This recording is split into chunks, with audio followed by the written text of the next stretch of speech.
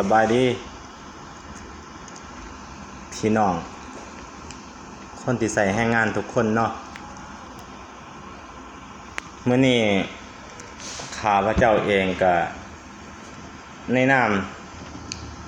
ลูกจ้างที่มาทำงานที่ประเทศไทยแต่มื้อนี้อยากจะเว้าให้กำลังใจคนที่ไกลบ้านโดยเฉพาะก็แม่นพี่น้องลาวที่มาทำงานในประเทศไทยเรียกว่าพี่น้องคนไทยที่เขามาใส่แรงงานเป็นลูกจ้าง อยู่ในเมืองหลวงเนาะแต่มื้อนี้ข้าพเจ้าสิมาเว้าเรื่องทำงานแบบใดให้มีความสุขแต่ทุกคนอาจจะเข้าใจว่าทำงานความสุขก็คือต้องเงินเดือนสูงๆมีรายรับที่มั่นคงเจ้านายบ่หายบ่ว่าอันนั้นก็เป็นส่วนหนึ่งเนาะแต่มื้อนี้ข้าพเจ้าสิมาให้ขอคิดเพื่อตอนที่เฮาเฮ็ดงานแล้วเฮามีความสุขเฮ็ดจังได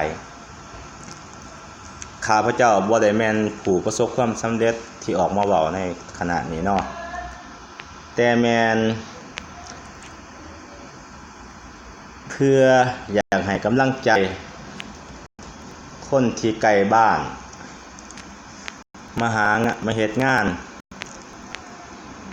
และก็บ่มีความสุขในงานแต่ข้าพเจ้าส่วนตัวก็อยากจะคิดว่าการที่เฮ็ดงานเนี่ยอันหลักเข้าใจที่สุดเลยก็คือต้องจังใดดีก็คือต้องมีความเข้าใจก่อนอันดับแรกเนาะการที่เข้าใจนี่ก็คือบ่ได้หมายความว่าเฮ็ดงานเนี่ยเฮาบ่ได้เงินเด้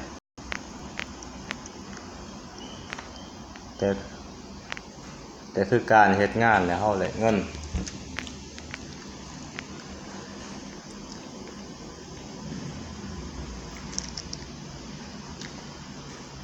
เพราะว่างานหนักหรือเบาถ้ามีความเข้าใจเฮาก็อยู่ไสก็ได้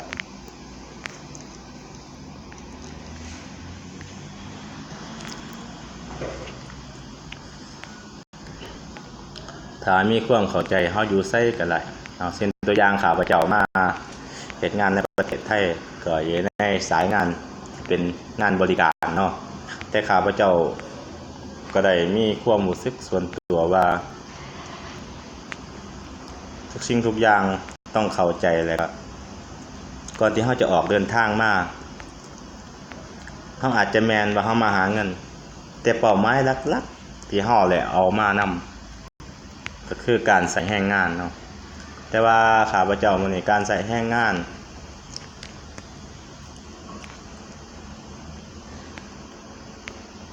เพราะว่าการใส่แรงงานมันก็คือส่วนตัวพวกข้าพเจ้านะก็มีความเชื่อว่าทุกงานที่เฮาเฮ็ดผลตอบรับก็คือเงิน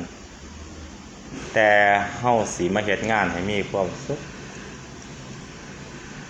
และก็เข้าใจเฒ่าแก่ด้วยวิธีการเพื่อพัฒนาฝีมือและก็บ่ให้เฮาคิดอยากจะย้ายงานถ้าเฮาทุกข์ใจเฮาก็อาจจะย้ายงานคำตอบอาจจะบ่แม่นเงินนะทีนี้เพราะว่าเฮาย้ายงานได้ก็เงินเฮาก็สิบ่มีในเมื่อเงินบ่มีเฮาก็บ่อยากเฮ็ดงาน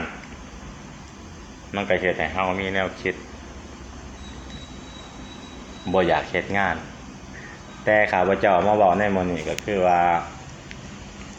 เฮ็ดงานให้มีความสุขก็คือเฮาต้อง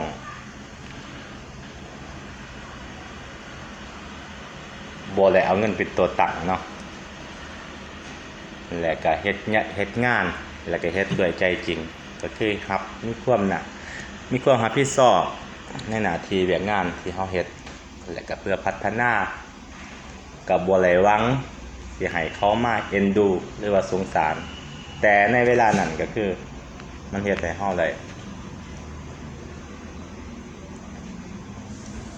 เฮ็ดงานสิ่งนั้นให้ออกมาดีที่สุดแต่คำว่าดีในที่นี้บ่ได้หมายความว่าคำตอบของคนอื่นเนาะเฮาสิไปต้องให้คนอื่นมาตอบเฮาว่าเฮ็ดดีเฮาเฮ็ดบ่ดีบ่แต่สิ่งที่เฮาเฮ็ดคือเฮามั่นใจว่างานสิ่งนี้เต็มที่แล้วการที่เต็มที่ในที่นี้ก็บ่ได้ว่าสมบูรณ์แบบถูกใจบ่ทุกคนเพราะว่าเฮาบ่สามารถที่จะไปเฮ็ดให้ถูกใจเบิดทุกคนขนาดคนในครอบครัวเฮายังบ่สามารถถูกใจแต่สิ่งแรกเฮาต้อง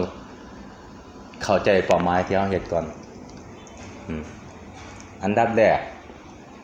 บ่ต้องคิดเอาเงินเป็นตัวตั้งก็คือค่าแรง